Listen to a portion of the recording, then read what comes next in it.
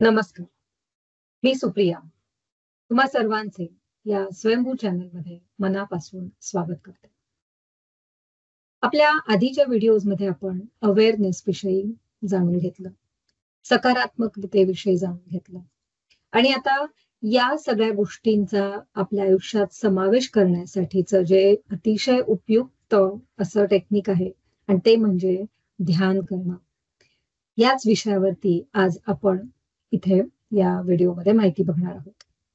आणि हा विषय खूप मोठा आहे, त्यामुळे आपण याची सिरीज करणार आहोत की ज्यामध्ये आजच्या भागामध्ये आपण मूलभूत विषय समजून घेणार आहे की ध्यान का करायचं, कोणी करायचं, कसं करायचं. त्यानंतर या ध्यानाचे फायदे आपल्याला काय मिळतात हे आपण आज पाहणार आहोत. येणाऱ्या पुढच्या आपल्या भागामध्ये आपण पाहणार आहोत की या ध्यानाचे फायदे आपण आपली एकाग्रता वाढवण्यासाठी कसं करायचं, किंवा आपल्या जीवनामध्ये ज्या विविध समस्यांना आपण तोंड देत असतो, या सगळ्यांना तोंड देऊन आपलं मनःशांती चांगली राखून आपली कार्यक्षमता कशी वाढवायची, आपल्याला यश कसं प्राप्त करून घ्यायचं हे आपण पाहणार आहोत. आणि आणखीन काही भागांमध्ये ब्रेन रिवायरिंग कसं होतं, आपल्या सबकॉन्शियस लेवलला आपण या ध्यानातून कसं चांगल्या हॅबिट्स फॉर्म करण्यासाठी फायदा करून घेऊ शकतो. त्यानंतर गायडेड मेडिटेशन क्लिप्स पण आपण या ध्यानामधून, या सिरीज मधून पाहणार आहोत. तेव्हा आपण आता आजच्या विषयाला सुरुवात करूयात आणि यामध्ये ध्यानाविषयीची मूलभूत माहिती जाणून घेऊयात. ध्यान किंवा मेडिटेशन हा सध्या अतिशय प्रचलित शब्द आहे. आपल्याला मेडिटेशन म्हटलं तर आपल्या युट्यूब वरती किंवा इंटरनेटवरती विविध प्रकारच्या सोशल मीडियाच्या चॅनल्स वरती आपल्याला भरपूर माहिती सध्या मेडिटेशन मध्ये उपलब्ध आहे. पण हे मेडिटेशन म्हणा किंवा ध्यान म्हणा, दोन्ही एकच आहे. हे आत्ताच्या काळातलं आहे का? तर नाही. हजारो वर्षांपासून ध्यान विविध संस्कृतींमध्ये केलं जात आहे.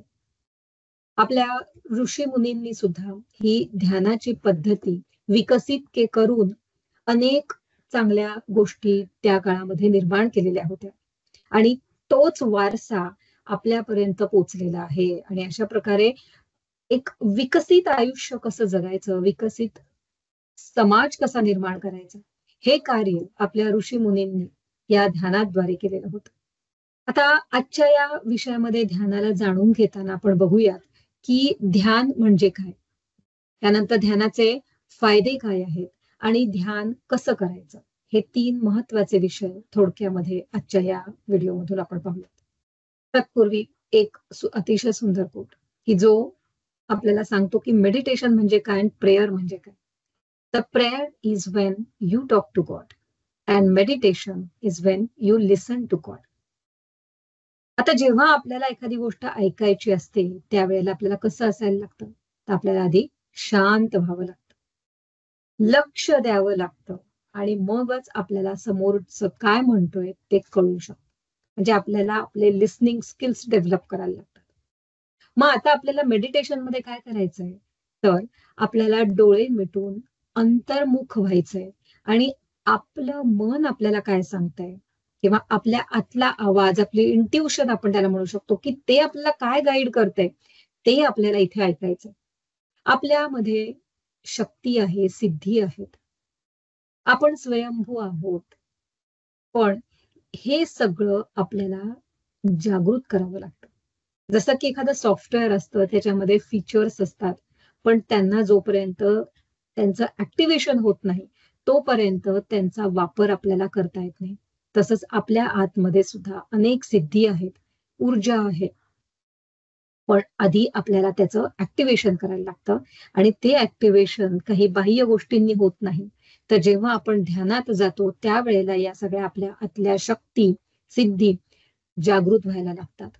एक दिव्य अशी ब्रह्मांडीय ऊर्जा जी या चराचरात व्यापून राहिलेली आहे, ती ऊर्जा आपल्याला प्राप्त व्हायला सुरुवात होते केवळ या ध्यानाच्या माध्यमातून. आणि हे ध्यान म्हणजे तरी काय आहे? असा काही खूप मोठा विधी आहे का? तर अजिबात नाही. तर काहीही न करणं म्हणजेच खरं तर ध्यान. निर्विचार स्थिती म्हणजेच खरं तर ध्यान. आणि जेव्हा ही निर्विचार स्थितीमध्ये आपण जातो त्याच वेळेला आपल्याला या ब्रह्मांडामधून आपल्यासाठी काय संदेश येत आहेत, काय शिकवण आपल्याला मिळतेय, काय ज्ञान आपल्याला प्राप्त होतंय, हे कळण्याची क्षमता, जाणून घेण्याची क्षमता, ते धारण करण्याची क्षमता आपली वाढते. आपण सिद्ध होत जातो. आणि त्यासाठी हे शांत होणं गरजेचं आहे. आता ध्यानाचे काही साधे सोपे फायदे आपण इथे पाहूयात. तर हे फायदे बऱ्याच अंशी आपल्या सगळ्यांना माहिती आहेत, कारण सध्या आपण ध्यानाविषयी, मेडिटेशन विषयी खूप साऱ्या सोर्सेस मधून आपल्याला कळतंय, ऐकतोय. पण ढोबळ मानाने जर पाहायला गेलं तर ध्यानामुळे ताण कमी होतो. आपण जेव्हा अशांत होतो त्यावेळेला ताण निर्माण होतो. आपल्या मेंदूमध्ये त्यावेळेला कार्टिसॉल नावाचं हार्मोन स्त्रवायला सुरुवात होते आणि त्याच्यामुळे जसं त्याचं प्रमाण वाढत जातं तसं त्याच्यामुळे आपल्यातला जो काही आपली ताण असलेली जी स्थिती आहे ती वाढते. आता असं बघा की एखादा रबर आपण असं खूप ताणलं की काय होतं, आपल्याकडे पण एक म्हण आहे की ताणलं की तुटतं. तसं जेव्हा आपल्या शरीरामध्ये आपण खूप ताण घेतो तेव्हा आपल्या आतली सगळी सिस्टम जी आहे ती ताणाखाली येत असते, ती स्ट्रेच होत असते कुठंतरी एका प्रकारे. आणि त्याचा आपल्याला शारीरिक, मानसिक, भावनिक अशा सगळ्या पातळ्यांवरती त्रास व्हायला सुरुवात होते. जेव्हा आपण समस्येकडे, ती एक समस्या आहे, तो प्रॉब्लेम आहे म्हणून बघायला लागतो, त्यावेळेला आपल्याला या सगळ्या शारीरिक, मानसिक आणि भावनिक अनारोग्याला सामना करावा लागतो. पण जर का ती स्थिती आपण ताणरहित अशा अवस्थेला नेली तर मात्र आपण शांत राहून त्या समस्येकडे समस्या म्हणून नाही तर एक संधी म्हणून पाहू शकतो. आणि हे ज्ञान आणि ही समज आपली या ध्यानाच्या द्वारे डेव्हलप होते. या ध्यानामधूनच आपल्याला या सगळ्या गोष्टींची उकल व्हायला लागते. त्यामुळे सगळ्यात महत्वाचा फायदा आपल्या ध्यानाचा काय होतो, तर ध्यानामधून आपल्याला एक ज्ञान प्राप्त व्हायला लागतं, एक समज प्राप्त व्हायला लागते आणि आपला आतला आवाज आपल्याला काय सांगतोय ते कळायला लागतं. आपले इंट्युशन शार्प व्हायला लागते, आपल्या डिसिजन पॉवर आपली वाढते आणि मग आपण जे निर्णय घेतो त्या निर्णयांना कसं आपण कार्यक्षमतेमध्ये रूपांतरित करता येईल, ह्या सगळ्या गोष्टी आपल्याकडून सहजपणे व्हायला लागतात. तर ध्यानामध्ये सहजपणा हा शब्द फार महत्वाचा आहे. ध्यान हे ओढून ताणून आपल्याला करायचं नाहीये, तर ध्यान ही एक सर्वोच्च अशी स्थिती आहे. ध्यान हे होतं, ध्यान करावं लागत नाही. ध्यान आपण जेव्हा डोळे मिटून आपल्या आतमध्ये बघायला लागतो त्यावेळेला आपण त्या शांत अशा ध्यानाच्या स्थितीला जातो आणि ती ध्यानाची स्थितीच म्हणजेच आपल्याला एका समाधीच्या स्थितीकडे नेणारी स्थिती असते. पण त्या ध्यानाच्या सर्वोच्च अशा स्थितीला पोहोचण्यासाठी आधी काय करायला लागतं, तर आधी आपल्याला सराव करणं फार गरजेचं आहे. आणि तो सराव सुद्धा एक दिवस, अगदी पूर्ण दिवस तुम्ही ध्यान केलं त्यांनी ध्यानामध्ये एक्सपर्टीज येणार नाहीये किंवा त्यातून त्या ध्यानाची जी काही आपल्याला फायदे हवे आहेत ते मिळणार नाहीयेत. तर नियमितपणे ध्यान करणं गरजेचं आहे. मग रोज आपण 15 मिनिटं जरी कमीत कमी ध्यान केलं आणि ते जर अगदी रोज रोज करत राहिलो तरी सुद्धा आपल्याला या ध्यानाचे फायदे मिळायला सुरुवात होणार आहे. तर या ध्यानाचे फायदे जेव्हा आपण पाहत होतो त्यामध्ये आपला ताण जातो, आपलं मानसिक आरोग्य सुधारतं, मनःशांती आपल्याला प्राप्त होते. मनःशांती बिघडवण्याचे जे काही आपल्या अवतीभोवतीचे जे गोष्टी आहेत ना, त्या सगळ्या गोष्टींची समज आपल्याला जेव्हा यायला लागते तेव्हा आपल्याला हसू येतं की अरे ही गोष्ट तर इतकी साधी सोपी आहे, पण आपण मात्र त्या गोष्टीकडे अगदीच अवघड पद्धतीने बघतोय. त्यामुळे हा जेव्हा दृष्टिकोन डेव्हलप होतो, हा पर्स्पेक्टिव्ह जेव्हा आपल्या लाईफकडे बघण्याचा डेव्हलप होतो त्यावेळेला आपल्याला या सगळ्या आपल्या आयुष्यातल्या गोष्टी सोप्या वाटायला लागतात आणि त्यांना आपण चांगल्या योग्य पद्धतीने तोंडही देऊ शकतो. त्यामुळे ध्यान करणं अतिशय आवश्यक आहे. ध्यानाचा फायदा आपल्याला आपल्या शारीरिक आरोग्यांवरती सुद्धा खूप मोठ्या प्रमाणावर होत असतो. तर शारीरिक आरोग्य म्हणजे खरं तर आपल्या मानसिक आरोग्याचाच एक आरसा आहे. या ध्यानामध्ये आपल्याला रक्तदाब कमी होणं म्हणजे ब्लड प्रेशर वरती याचा फायदा होतो. हृदयाचे आरोग्य सुधारतं. आपली प्रतिकार शक्ती वाढते. दुखणं कमी होतं, वेदना कमी होतात. आपल्या श्वसनाचं आरोग्य सुधारतं. ध्यानामध्ये आपल्याला खोल श्वास घेण्याची सवय जडते.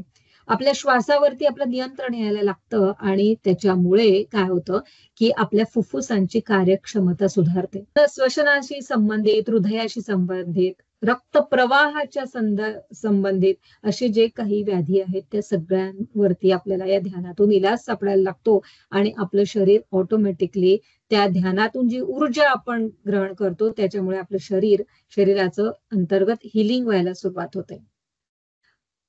ध्यानामुळे आपल्या जे काही पेशी आहेत त्यांचं एजिंग होण्याची जी प्रक्रिया आहे ती पण मंदावते. म्हणजे वृद्धत्वाला आपण लांबणीवर टाकू शकतो. म्हणजे चिरतरुण राहण्याचं रहस्य खरं तर या ध्यानामध्ये आहे. ध्यानामध्ये आपण जेव्हा या ध्यानाची नियमित प्रॅक्टिस करतो त्यावेळेला आपल्याला जाणवतं की आपल्या शरीरामध्ये एक नवं चैतन्य आलेलं आहे. आपल्याला एक उत्साह सतत जाणवतो. अन्यथा आपल्या उत्साहाला आपण सकाळी उत्साही असतो. मग नंतर जसं जसं दिवस मावळायला लागतो तसा आपला उत्साह पण कमी कमी व्हायला लागतो. आपली ताकद कमी होते. आपला थकवा जाणवायला लागतो. पण हे सगळ्या गोष्टी या ध्यानामधून टाळता येतात. मग आता सगळ्यांना प्रश्न पडेल की ध्यानाचे जे एवढे सगळे फायदे आहेत तर मग हे ध्यान कुणी करायचं, कसं करायचं, त्याच्यासाठी काही नियम आहेत का? तर हे ध्यान अगदी साधं आहे, सोपं आहे. ध्यानाविषयीच्या ज्या काही धारणा आहेत ना त्या आपण आजच आपल्या इथंच काढून टाकूयात. जसं की ध्यान हे फक्त वयस्कर लोकांनी करायचं, रिटायरमेंट नंतर करण्याची ध्यान ही गोष्ट आहे, तसं मुळीच नाही. 5 वर्षाच्या पुढील कोणीही हे ध्यान करू शकतं. उलट ध्यान केल्यामुळे विद्यार्थ्यांना एकाग्रता वाढण्यात मदत होते आणि त्यांचा अभ्यास अधिक चांगल्या पद्धतीने होतो. त्यानंतर आपल्या कार्यक्षेत्रामध्ये आपली प्रगती होते. त्यामुळे असं काही नाहीये की ध्यान करणं म्हणजे विरक्ती आहे किंवा ध्यान करणं म्हणजे अगदी फक्त वयस्कर लोकांचं काम आहे, असं मुळीच नाही. त्यानंतर ध्यान कुणी करावं? तर कुणीही ध्यान करू शकतं. मला सांगा श्वास कोण घेतं? तर प्रत्येक जिवंत व्यक्ती श्वास घेते. तसंच जसं आपण श्वास घेत आहोत तसंच आपल्याला ध्यान करणंही गरजेचं आहे. असं म्हटलं जातं की शरीराच्या शुद्धीसाठी स्नानाची गरज असते आणि मनाच्या शुद्धीसाठी ध्यानाची गरज असते. तसं आपल्या आतमध्ये जे काही निगेटिव्हिटीचे ब्लॉक्स साठून राहिलेले असतात त्यामुळेच खरं तर सगळे आजारपण आपल्याला होतात. शारीरिक, मानसिक व्याधी ज्या काही सगळ्या आहेत त्या केवळ या आपण आपल्या आतमध्ये ज्या काही भावनिक गुंतागुंत आपण करून ठेवलेली असते, जे काही नकारात्मक विचारांच्या ब्लॉक्स आपले तयार झालेले असतात त्यांच्यामुळेच खरं तर आपल्याला या शारीरिक, मानसिक व्याधींना तोंड द्यावं लागत असतं. आणि ध्यानामुळे या सगळ्यांची शुद्धी होते. आध्यात्मिक गोष्टींमध्ये, योगाच्या गोष्टींमध्ये जर पाहिलं गेलं तर ध्यानामुळे नाडी शुद्धी होते. नाडी शुद्धी झाल्यामुळे काय होतं की आपल्या शरीरातील जिथे कुठेही ऊर्जा सुरळीतपणे वाहत नाहीये ते सगळे मार्ग मोकळे होतात आणि नाडी शुद्धी झाल्यामुळे काय होतं की आपल्याला त्या ऊर्जेचा अनुभव यायला लागतो. आपल्या शरीरामध्ये संपूर्ण सगळ्या आपल्या नसांमध्ये, सेल्समध्ये ऊर्जा खेळती राहते आणि त्याचा फायदा आपल्याला दिसतो की आपली कार्यक्षमता वाढलेली आहे. तर हे ध्यान कुणीही करू शकतं, कधीही करू शकतं. त्याला वेळेचं बंधन आहे का? तर नाही. ध्यान करण्यासाठी कुठलीही अशी स्पेसिफिक वेळ काही दिलेली नाहीये. फक्त सकाळच्या वेळेला ब्रह्ममुहूर्ताला ध्यान का करावं असं म्हणतात, तर त्यावेळेला सगळं शांत असतं. त्यावेळेला वातावरणात सुद्धा एक नवीन चैतन्य असतं. आपणही झोप झाल्यानंतर उठून प्रसन्न अवस्थेत असतो. आपला मूड फ्रेश असतो. आपल्याला त्यावेळेला असं काही खूप चिंता आहेत, काळज्या आहेत असं नसतं. तो वेळ शांततेने आपण या ध्यानामध्ये व्यतीत करू शकतो विदाऊट एनी डिस्टर्बन्स. आणि म्हणून सकाळची वेळ खरं तर सांगितली जाते. पण जर आपल्याला ही सकाळची वेळ गाठता येत नसेल तर काहीच हरकत नाही. दिवसभरामध्ये जेव्हा कधी आपल्याला वेळ मिळेल तेव्हा आपण हे ध्यान करू शकतो. कारण ध्यानाचा विधी अतिशय सोपा आहे. आपल्याला फक्त डोळे मिटून आपल्या येणाऱ्या जाणाऱ्या श्वासावरती लक्ष ठेवायचंय. ध्यान हे करायचं नसतं, तर ध्यान ही होण्याची गोष्ट आहे. परमपूज्य श्री गुळवणी महाराजांनी सुद्धा सांगितलेलं आहे की साधना कशी करायची, तर स्वस्थ बसा, डोळे मिटा आणि पाहत राहा. तर डोळे मिटून काय पाहायचं हा प्रश्न मला आधी पडायचा. पण आता ध्यानाविषयी जेव्हा कळलं तेव्हा समजायला लागलं की महाराजांनी सांगितलेली ही साधना म्हणजे सुद्धा एक ध्यान साधनाच आहे. आपण जेव्हा स्वस्थ बसतो तेव्हा आपलं शरीर शांत होतं. आपण जेव्हा डोळे मिटतो तेव्हा आपलं मन शांत होतं. आणि जेव्हा आपण पाहत राहा म्हणजे आपण जेव्हा आपल्या डोळे मिटून आपल्या विचारांकडे, आपल्या शरीराकडे, आपल्या श्वासाकडे पाहत राहतो, त्यावेळेला आपलं हे जे विचार चक्र आहे ते कमी व्हायला, त्याची गती कमी व्हायला मदत होते. आणि जसं विचार चक्र आपलं थांबतं तसं एक मनःशांतीचा, परमानंदाचा अनुभव आपल्याला यायला लागतो. आणि ही मनःशांतीची अवस्था, ही ध्यानाची अवस्था, ही सर्वोच्च अवस्था आहे की ज्या अवस्थेमध्ये आपण ब्रह्मांडातील दिव्य ऊर्जा जी आहे ती आपल्या शरीरामध्ये ग्रहण करू शकतो. जोपर्यंत हे विचारांचं चक्र आपलं चालू आहे तोपर्यंत ही दिव्य ब्रह्मांडीय ऊर्जा आपण ग्रहण करू शकत नाही. ती आपल्या शरीरामध्ये जणू काही एंटरच होत नाही. असं समजा की एखाद्या रस्त्याहून तुम्ही चाललाय आणि तिथं खूप ट्रॅफिक आहे. सगळं रस्ता अगदी गाड्यांनी भरून गेलेला. मग अशा वेळेला त्या रस्त्यातून वाट काढणं किती अवघड असतं. तशाच प्रकारे जोपर्यंत आपल्या डोक्यामध्ये विचारांची गर्दी आहे तोपर्यंत ही दिव्य ब्रह्मांडीय ऊर्जा आपल्यापर्यंत पोचत नाही. आणि जोपर्यंत ती आपल्यापर्यंत पोचत नाही तोपर्यंत आपल्याला या ध्यानाचे आणि या ऊर्जेचे फायदे मिळायला सुरुवात होत नाही. आणि त्यासाठी स्वस्थ बसा, डोळे मिटा आणि पाहत राहा या 3 वाक्यांमधून साध्या सोप्या पद्धतीने गुळवणी महाराजांनी सुद्धा हाच संदेश दिलेला आहे की ध्यान करा आणि तुमच्या अंतर्गत क्षमता वाढवा. ध्यान करा आणि अशा प्रकारे ज्ञान मिळवून तुम्ही आत्मोन्नतीचा आणि आत्मसाक्षात्काराचा अनुभव घ्या.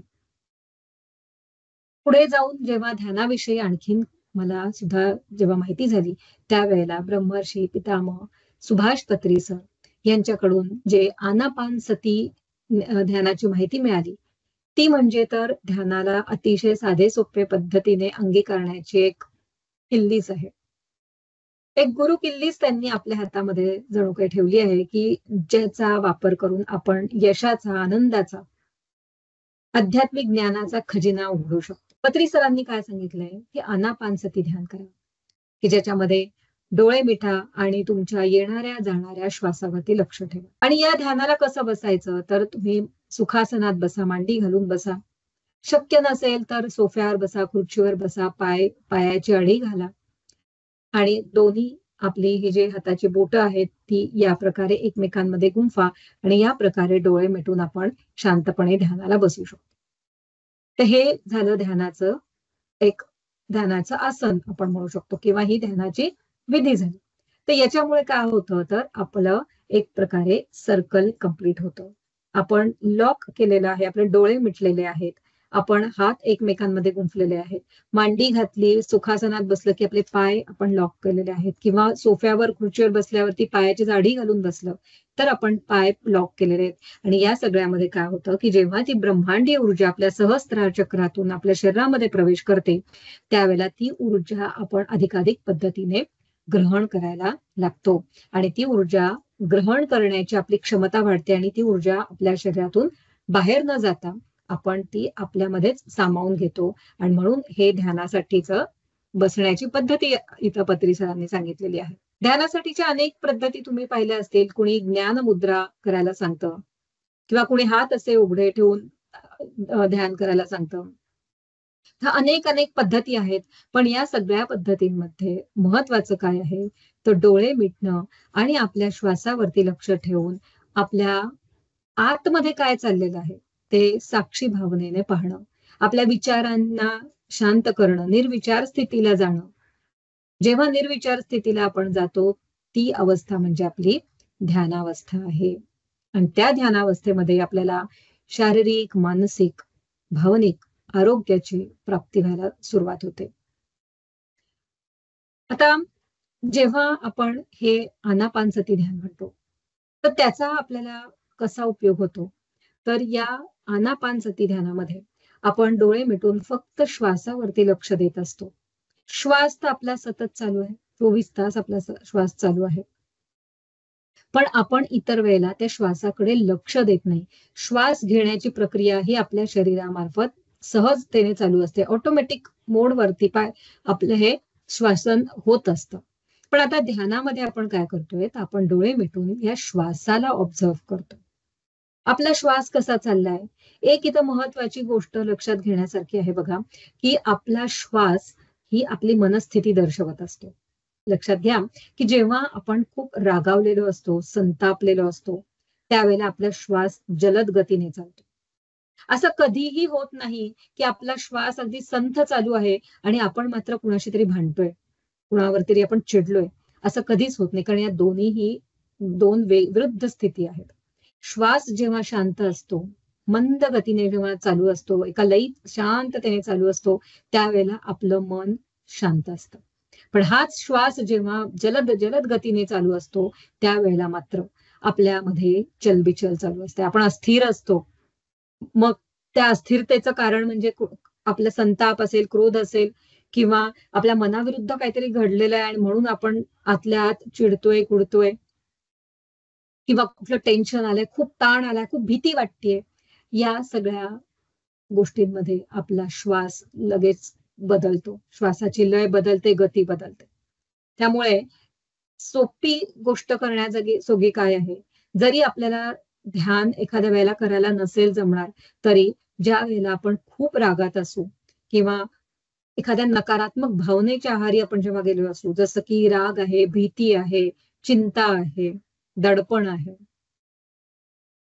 आतून जे चिडचिड होते, संताप, क्रोध किंवा अशी अगदी मनाविरुद्ध असलेली एखादी परिस्थिती असते किंवा स्वतःला खूप हतबल वाटत असेल, असहाय्य वाटत असेल, कॉन्फिडन्स लो वाटत असेल, तर अशा सगळ्या वेळेंना फक्त काय करायचंय, तर डोळे मिटून दीर्घ श्वसन आपण करायचं.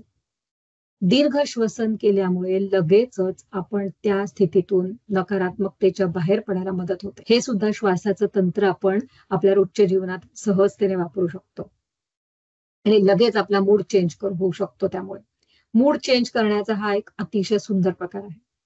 आणि जेव्हा पत्री सरांनी हे आनापानसती ध्यान सर्वांना शिकवलं, त्यावेळेला त्यांनी सांगितलं, की हे ध्यान करताना जर का तुम्ही संगीताची जोड त्याला दिली, एक छानसं सॉफ्ट म्युझिक ऐकत तुम्ही जर हे ध्यान केलं, तर लक्ष केंद्रित व्हायला आणखीन मदत होते.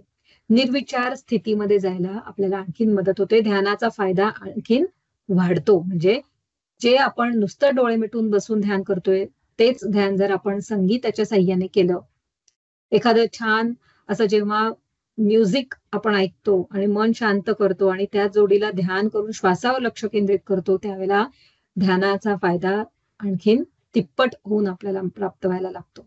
मन लगेच शांत होतं आणि त्या ध्यानावस्थेत पोचायला मदत होते. तर हे इतकं श्वासाचं आणि ध्यानाचं गणित एकमेकांमध्ये जुळलेलं आहे. त्यामुळे आपल्याला अवेअरनेस मध्ये राहायचंय. हे आपण मागच्या एका भागामध्ये आपल्या पाहिलं होतं, की आपल्याला श्वासावरती जर आपलं लक्ष दिलं, आपल्या श्वासाची लय काय चाललीये, गती काय चाललीये, त्याचा रिदम काय, ह्याच्याकडे जरी लक्ष दिलं तरीही आपल्याला आपला मूड सध्या काय आहे आणि त्याला चेंज करायचं असेल तर कसा चेंज करता येईल, हे त्या केवळ श्वासावरती कंट्रोल ठेवून बघता येईल. आता आपण आनापानसती ध्यानाविषयी बोलत होतो. तर बऱ्याचदा असाही प्रश्न येतो, की हे ध्यान किती वेळ करायचं म्हणजे त्याचा फायदा मिळेल. तर बघा, ध्यान करण्यासाठी कमीत कमी आपण दिवसभरामध्ये एक 20 मिनिटं तरी ध्यान केलं पाहिजे. कारण पहिली 5 मिनिटं तर आपल्याला शांत व्हायला जातात, विचार कमी व्हायला जातात. 5 मिनिटं ध्यानातून बाहेर व्हायला जातात. मग असं करून राहिली 10 ते 15 मिनिटं फक्त आपल्याकडे राहतात, की ज्यामध्ये आपण खरं ध्यान करत असतो. त्यामुळे ध्यान करताना हेही लक्षात घेतलं पाहिजे, की ऍक्च्युअल ध्यानाच्या स्थितीमध्ये आपण किती वेळ जातो आहोत. म्हणून इथे पत्री सरांनी साधं सोपं गणित सगळ्यांना सांगितलेलं आहे, की तुमचं जितकं वय आहे, तितके मिनिट तुम्ही ध्यान करा. जसं एखाद्याचं वय 30 वर्ष असेल, तर त्यांनी 30 मिनिट ध्यान करणं गरजेचं आहे. लहान मुलांना सुद्धा ध्यान करायला सांगितलेलं आहे. जर एखाद्या मुलीचं वय जर 10 वर्ष असेल, तर वय वर्षे 10 असलेल्या मुलांनी 10 मिनिटं ध्यान केलं तरीही ते त्यांना पुरतं. तशा प्रकारे वयाचं गणित ध्यानाच्या मिनिटांशी जोडून पत्री सरांनी हे आपल्यासाठी ध्यान किती वेळ करावं हे अगदी सोपं करून ठेवलंय. मिनिमम तेवढं ध्यान झालं पाहिजे. पण मॅक्सिमम लेवल काय आहे, तर कमीत कमी 1 तास दिवसभरामध्ये ध्यान करणं हे अतिशय गरजेचं आहे.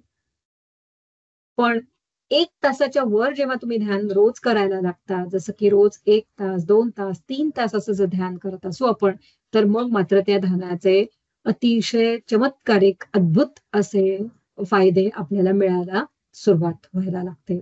त्यामुळे हा सगळा विचार आपल्याला या ध्यानाच्या संदर्भात मध्ये करणं अतिशय गरजेचं आहे.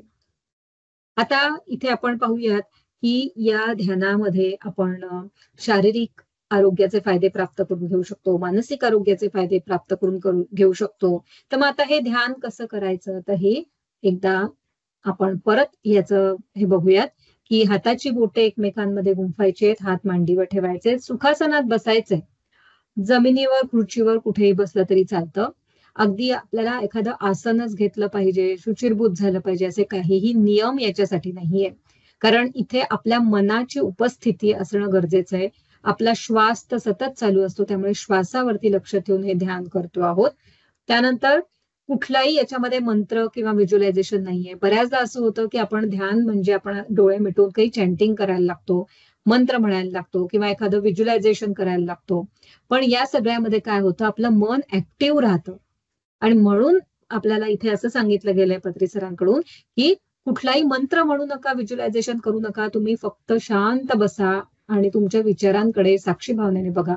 तुमचा श्वास कसा चाललाय त्याला ऑब्झर्व्ह करा, बाकी काहीही करायचं नाही. कारण काही न करणं म्हणजेच ध्यान आहे. मग मंत्र म्हणणं, व्हिज्युअलायझेशन करणं याच्यामध्ये आपल्या मनाला, विचारांना आपल्याला ऍक्टिव्ह नाही ठेवायचंय. त्यांना इनॅक्टिव्ह मोडमध्ये न्यायचंय आणि म्हणून ध्यान करताना कुठलाही मंत्र किंवा व्हिज्युअलायझेशन नाही म्हटलं तर विचारशून्य स्थितीला जायला आपल्याला मदत होते. तर अशा प्रकारे हे आनापानसती ध्यान केलं जातं.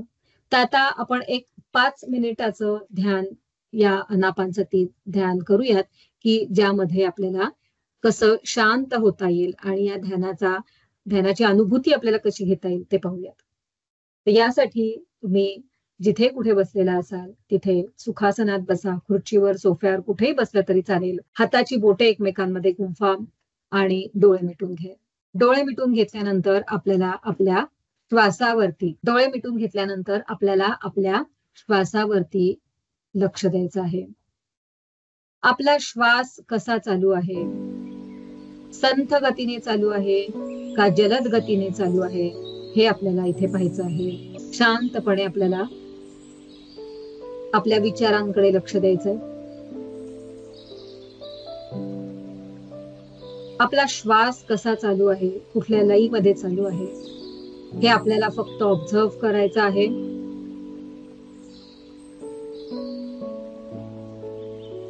आपलं शरीर, मन दोन्ही शांत झालेलं आहे. आता कुठलाही विचार नाही, कुठली चिंता नाही, काळजी नाही, कुठलाही विचार नाही.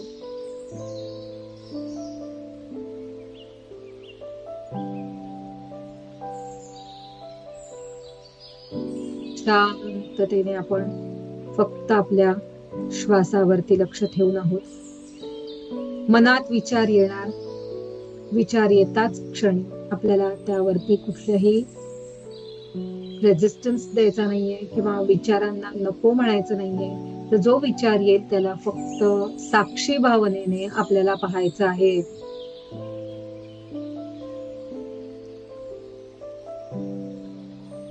विचार येता क्षणी आपलं लक्ष आपल्याला श्वासांवरती आणायचंय. आपला श्वास जलद गतीने चालू आहे का संथ गतीने चालू आहे? श्वासासरशी आपल्या शरीरामध्ये काय संवेदना उत्पन्न होत आहेत हे फक्त आपल्याला ऑब्झर्व्ह करायचं आहे.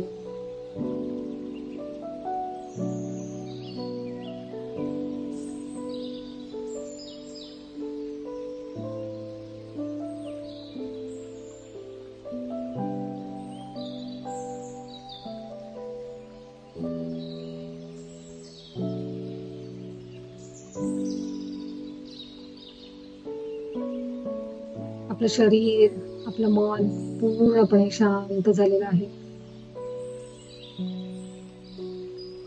मनात विचारांचे तरंग येताच क्षणी आपलं पूर्ण लक्ष आपण आपल्या सहज स्थितीतील श्वासावरती आणतो आहोत.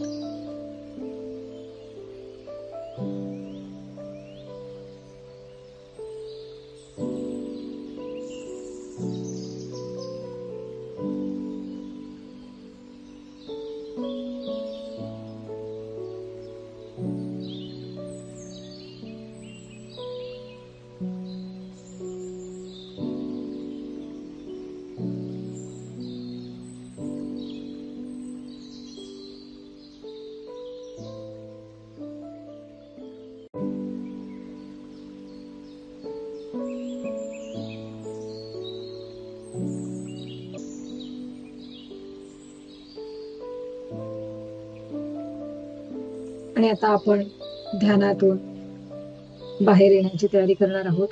त्यासाठी आपल्या हाताची पायाची बोटे आपण हलवत आहोत.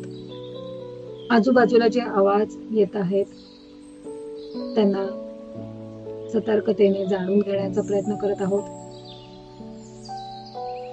आता आपले दोन्ही हात आपल्याला आपल्या डोळ्यांवरती ठेवायचे 5 सेकंदांसाठी.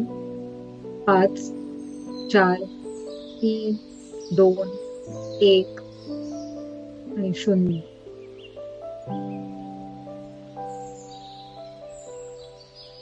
आणि आता अगदी हळुवारपणे आपले डोळे उघडून आपण ध्यानातून बाहेर येऊ. तर हा असा ध्यानाचा सराव आपण कधीही, कुठेही, केव्हाही करू शकतो. अगदी आपण प्रवासात असताना सुद्धा अशा प्रकारे डोळे मिटून शांत होण्याचा सराव करू शकतो. आपल्या श्वासावरती लक्ष ठेवण्याचा सराव करू शकतो. त्यामुळे ध्यान कधी करावं, कुठे करावं, कसं करावं, किती वेळ करावं, का करावं, या सगळ्याची उत्तरं शोधण्याचा प्रयत्न आपण या व्हिडिओद्वारे केलेला आहे. तुम्हाला अजूनही काही या संदर्भी प्रश्न असतील तर कमेंट्समध्ये तुम्ही नक्कीच ते विचारू शकता.